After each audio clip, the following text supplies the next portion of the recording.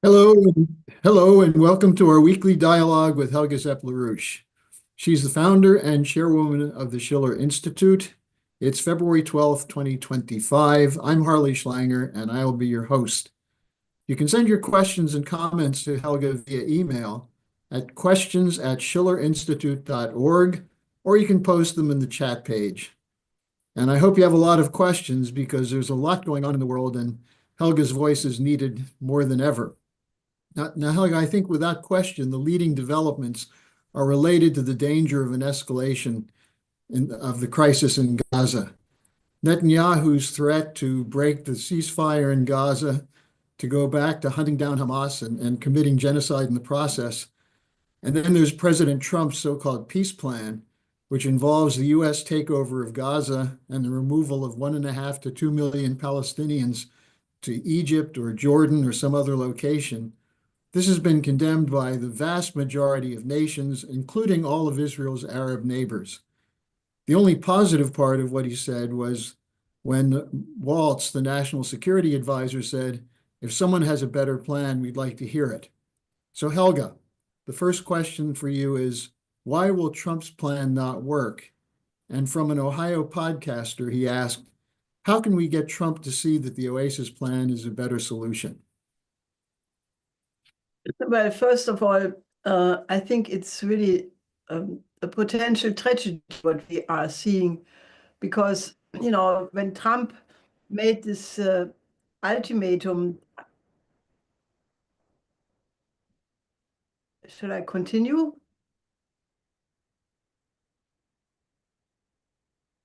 Yes, yeah. Okay, I'm sorry. When President Trump made the ultimatum that the Hamas must release all hostages until Saturday 12 o'clock, or else all hell will break loose and come down on them, combined with the unshakable demand that the Palestinians be relocated, not to return. He emphatically repeated that several times. I mean, first of all, it is not going to work because several, even Israelis, have noted, Israel in 15 months plus fighting did not accomplish any of the war games. Hamas was not destroyed. The Palestinians basically have not been relocated. But now to put this on top of the whole situation is, just it is a violation of every international law, of the UN Charter, of the idea that you cannot displace people, ethnic cleansing, all of that. And the message coming from President Trump in this way, I think it's devastating if it's not reversed, because I mean, we are in the middle of a strategic change, an epochal change, as the world has not experienced for a very long time, several centuries. One could say 500 years, when colonialism started. This period is coming to an end. The whole world is in a realignment, and even if one could argue that a lot could have been done more to defend the Palestinians in many years.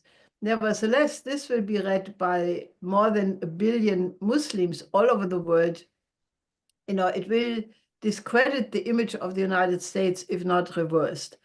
And there are serious analysts, like, for example, Colonel McGregor, who in a discussion basically put out the warning, saying that if this goes on, that there could be a great war in the entire Middle East in 2 weeks by March. And obviously, if you look at all the different pieces of it, it could involve even a war involving Israel and Iran. And that then, the big question is, where would that stop, given the alliances of Iran with Russia militarily and more broadly with China? So we are looking at a disaster. And I can only agree with Colonel McGregor that Trump must be surrounded by people who either are completely detached from reality, or maybe they're just greedy and they see already big returns, big profits from the real estate bubble, which is supposed to be created in Gaza after it has been cleansed out from Palestinians. So it is not entirely clear, where is this coming from? Is it from Trump's son-in-law, Jared Kushner, who has talked about such real estate investments in the Gaza before? Is it coming from the plan which was emanated from Netanyahu's office already last May? It may be a convergence of the two, but it is not going to work because and I think the thing which gets to me the most, or well, one of the things which gets to me the most, is that President Trump, even if you give him the credit that he wants to end the crisis, that he wants to fulfill his promise that the Palestinians should live a life without being fearing to be killed at any moment, he did not mention with one syllable who was causing all of this misery in the last 15 months. That it was what the IDF did, the killing of at least 62,000 Palestinians, according to the medical journal, The Lancet. They already estimated half a year ago that it was more than 200,000 people who got killed. But more fundamentally, you would expect a leader like Trump to have any kind of empathy with the people around the world he's dealing with. And, I mean, you don't have to agree with every action, what happened in the last 80 years, because it is the logic of war, unfortunately, that if you do, if war breeds war, generates war, a lot of injustices are done on both sides. And, it's now not the time to even recount it, but to not take into account what has been going on through the suffering of the Palestinians, the unbelievable pictures which have been transmitted in the TV into the living room of every person. I mean, it's to be kicked out of your territory, which according to all historical records belonged to that people since thousands of years, and then now being basically threatened with again being evicted from the territory. I mean, this is a very, very incredible, I mean, I can only say it's a tragic, it's a dramatic, it's a situation. And then to just talk like Trump, oh, they should go somewhere else, they should have, I mean, the lack of empathy, which is reflected in that, I think that will be noted by the whole world. And, if not corrected, and I would hope that it still can be corrected, but we are in a short deadline until Saturday 12 o'clock.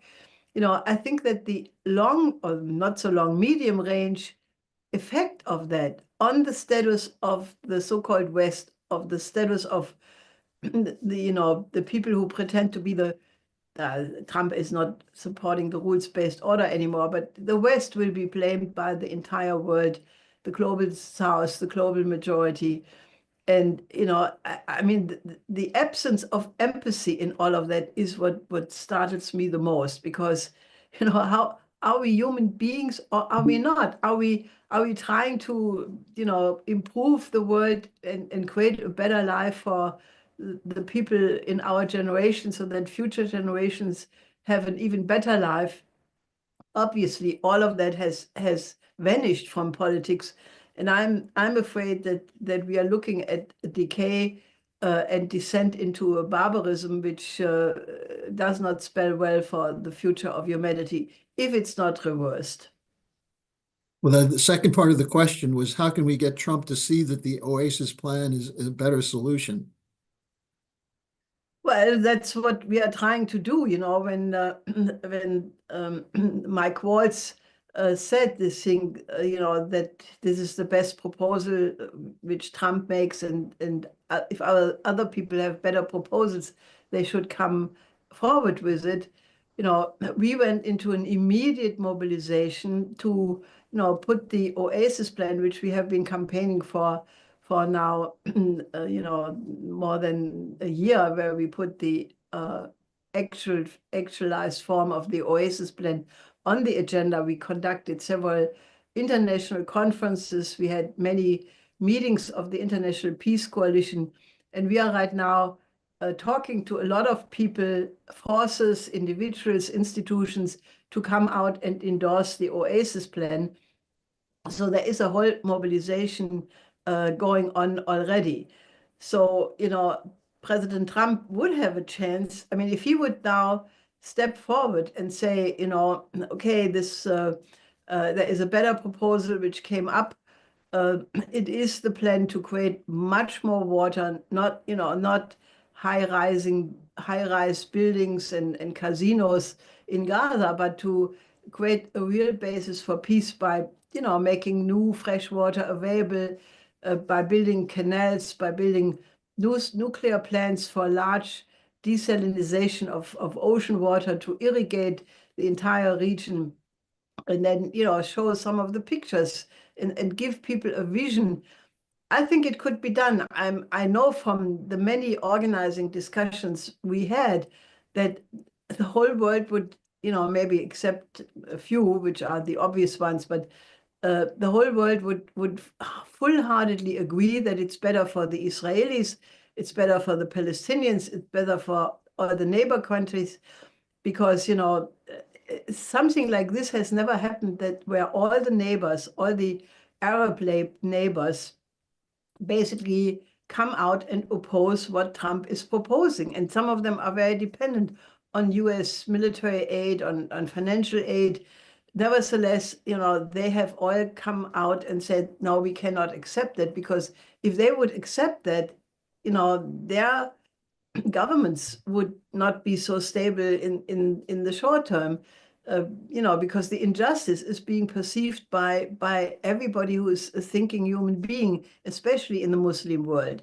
So the best thing would be, that people who are watching this now, that you come to our efforts. We have another International Peace Coalition meeting on Friday, that you familiarize yourself with the Oasis Plan. We have a short video out which gives you the essential introduction of what it implies, and help us to organize to put that on the table, which basically would mean to take the entire region from India to the Mediterranean, from the Caucasus to the Gulf states, and transform this region through creation of much of new fresh water infrastructure, agriculture, industry, forestry, to basically transform that part of the world, which essentially is desert today, into a livable area for every citizen who lives in that land. And that is the mobilization. I'm calling on you, join it, because, a lot of what happens to the future of humanity is being decided right now in this battle. And I believe the International Peace Coalition has met for the last 88 straight weeks, maybe 89, every Friday at 11 a.m. Eastern Time, and you can get a link to it from the Schiller Institute. The last weeks have been very extensive discussions, some disagreements, some things worked out, and I think people should take advantage of this. If you want to do something, this is where you should go. Now, I want to switch to Ukraine for a second, because we have a question from someone in Austria who said they used to be a supporter of Ukraine, but now she's reading that Zelensky believes that Trump will help him get a peace deal through offering Trump Ukraine's strategic minerals, or offering Putin territory in Kursk occupied by Ukrainian forces, trading for territory in eastern Ukraine claimed by Russia. Do you know who's advising Zelensky? And why have Trump and Putin not met? Because that seems to be the solution to me. That's what she wrote. Well, I think that the Zelensky proposal will not work, first of all, because the respective strategic minerals are all, or most of them are in the territory which is controlled by Russia at this point. And there's absolutely no reason why Russia should agree to such a plan because Russia is winning on the battlefield. I mean, all the observers basically are emphatic that the war is lost, and that anybody who is, proposing to continue it, and there are some people just, just is without any consideration for the plight of the Ukrainians, proposing to continue a useless slaughter which could have ended in March 2022. And, therefore, if Zelensky is proposing something right now which does not correspond to the core interest of the Russians, at a point when Russia is clearly militarily winning, has no chance to go anywhere. As for the meeting between President Putin and President Trump, there were some ambiguous statements made by President Trump that he may have met or talked with Putin already, but this was not confirmed by Peskov, the Russian spokesman. So it is unclear if they did have contact by phone or whatever means. I think Trump would be well advised to immediately set up such a meeting and bypass all the intermediary steps, because if this conflict is to be settled, it will have to be between the United States and Russia, because that was what the war was all about in the whole time. So my short answer is, let's hope that Trump is doing it quickly. I mean, now he has I think Hegseth and also I think C.D. Vance. They were in various meetings in Brussels, in Paris. They now will go to the Munich Security Conference, which will go from Friday to Sunday. And supposedly there is a meeting of the Ukraine contact group, and they are supposedly discussing all of this. But I think that the best thing would be really if Trump picks up the phone and calls Putin and take the short route on that question. We have two other questions on the Oasis Plan, both revolving around the question of the use of nuclear energy for desalination. From Bill M., he says, after studying it, the only thing that makes me uneasy is the potential for nuclear materials to fall into the hands of Hamas, assuming they still exist. How will nuclear materials be handled and managed? And then from Manuel Viadiero, who is a retired professor of oceanography, he asks if it's feasible to build nuclear reactors in seismic places. I assume he's saying there's seismic activity in the area of the Oasis Plan. Well, I think that there are, in the meantime, technological progress has been made. You can go to inherently safe nuclear reactors. You can use the model which has been developed by India on the thorium basis, which cannot be used for weapons.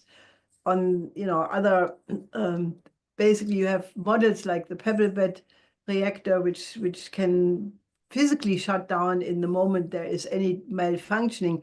Obviously, these are considerations, but I think they are technologically manageable. And if you want to solve the problem of the large scale amounts of water, you need to have an energy source which is of a very high energy flux density. But I think the technical side absolutely can be managed. Okay, you're listening to Helga Zepp-LaRouche at the Schiller Institute, and we have some more questions here, Helga, that I think reflect that people have been watching and paying a lot of attention to these discussions.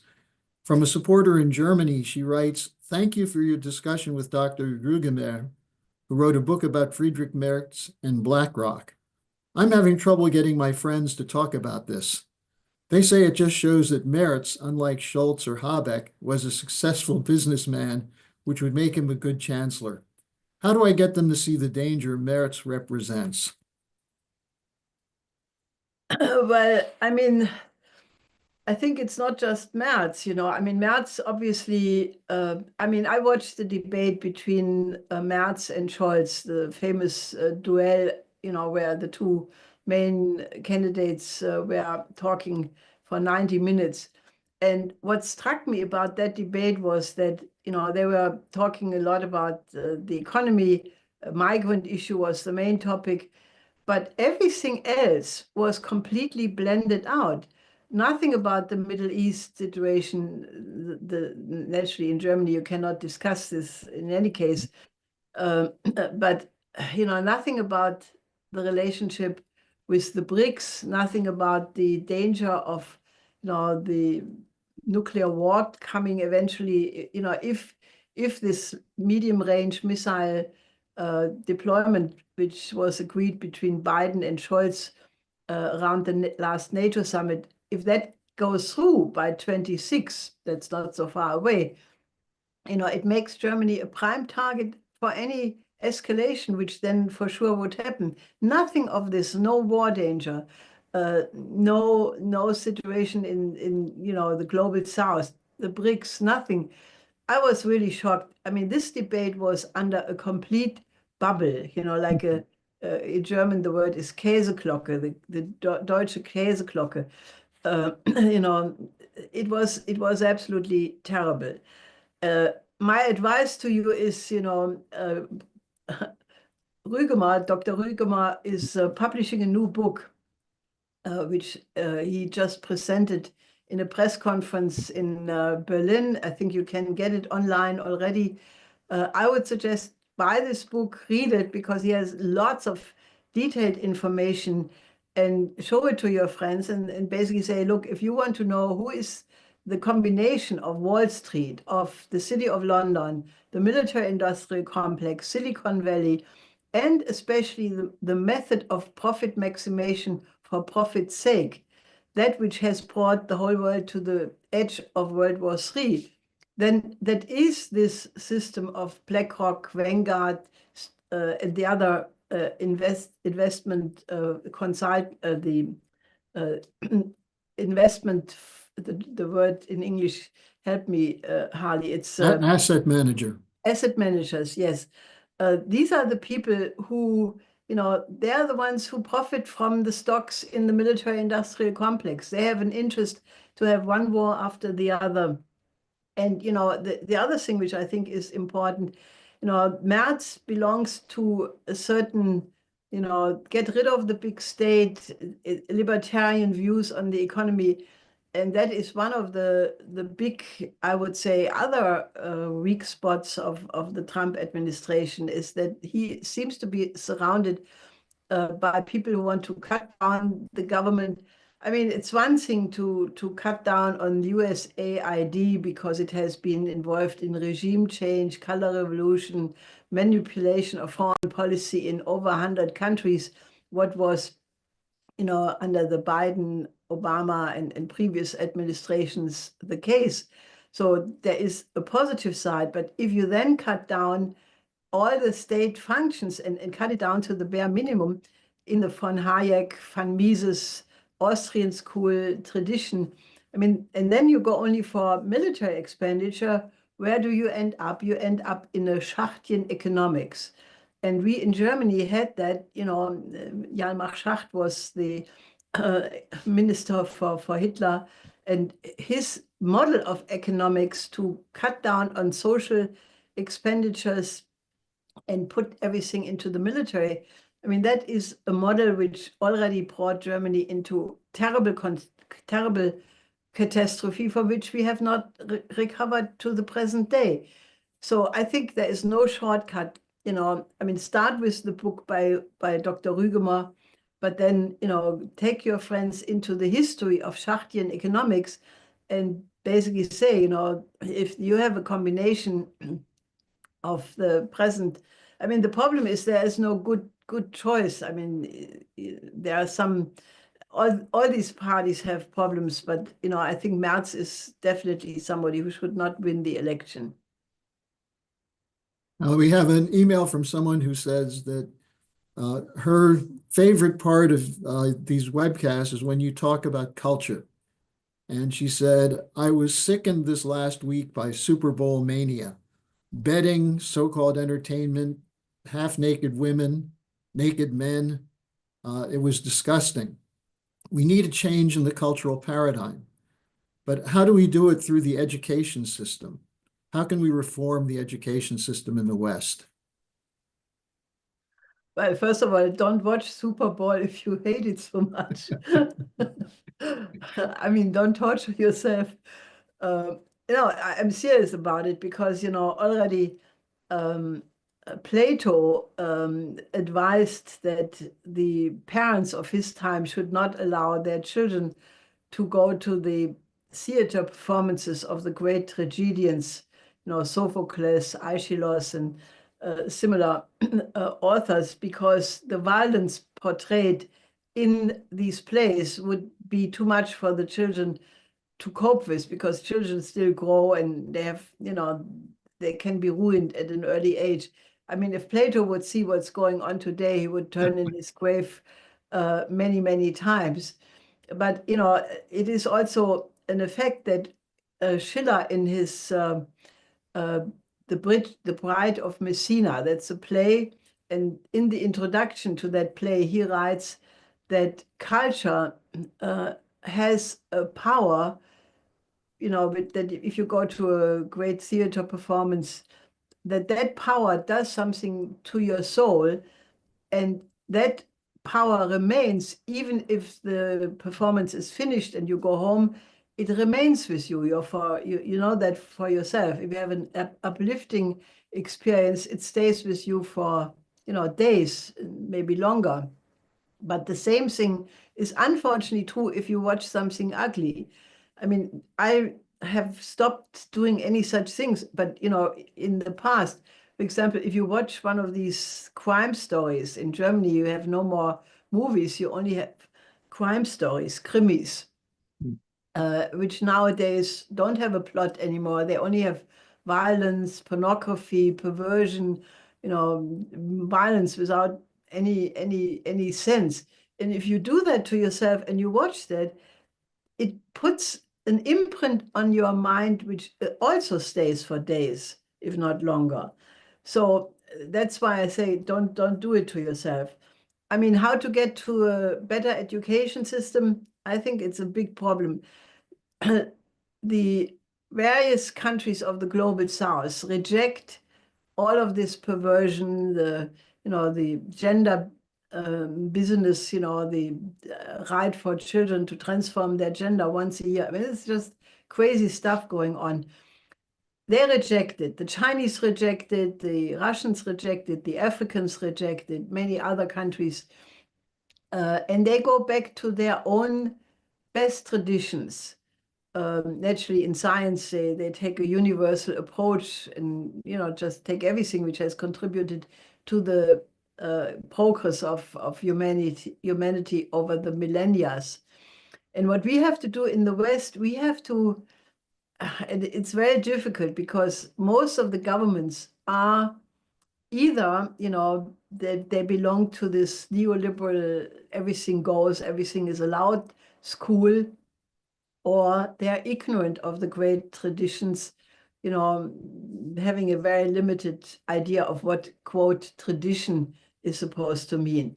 What we have to do is we have to go back to the greatest periods in all of human history, the classical period of Greek, the Italian Renaissance, the Andalusian Renaissance, the French Polytechnique, the German classical period, and then take from other cultures, like the Confucian tradition, the Vedic tradition in India, and just take the best all of mankind has produced and make that available to our pupils. Now, the big problem, obviously, is where to get the teachers from, because, that is unfortunately no longer in the curriculum for actually several generations. So I think what we have to do is we have to really put forward the idea of a Renaissance movement where those people in the West who understand that we have a great tradition, but it's about to be forgotten because the young generations have no inkling anymore, that we have to create a movement fighting for a cultural renaissance. And that is why I created the Schiller Institute 41 years ago with the explicit aim that we not only need a just new world economic order, but we also need a dialogue of civilizations which brings forward the best in all cultures and all nations, and then have a dialogue among them, and out of that create a new renaissance. And that was, I would say, one of the best ideas I ever had, because it is what is now, that is now what's happening among the BRICS countries, among the global South countries. But we have to bring the West in. And, I think that requires people who rally. We have two cultural magazines. We have the Leonora in English, and we have the Ibicus in German. These are two cultural magazines where we are trying to put forward these ideas. So subscribe to one of them or both of them and spread it, because we need people who are fighting for this, which is obviously much more difficult than get drunk in the Super Bowl orgy. And take your clothes off. Helga, I have one more question for you that comes from someone who's obviously been following the work of the Schiller Institute for many years. He writes, I remember the Schiller Institute's promotion of the work of German space scientist Kraft Erika and his idea of the extraterrestrial imperative. When Elon Musk speaks of why he is so passionate about Mars colonization and beyond, he sounds a little like Erika. Do you know if he's familiar with Erika's work? And is it possible that the Schiller Institute could do something again to popularize the conceptions that were there from Kraft Erika?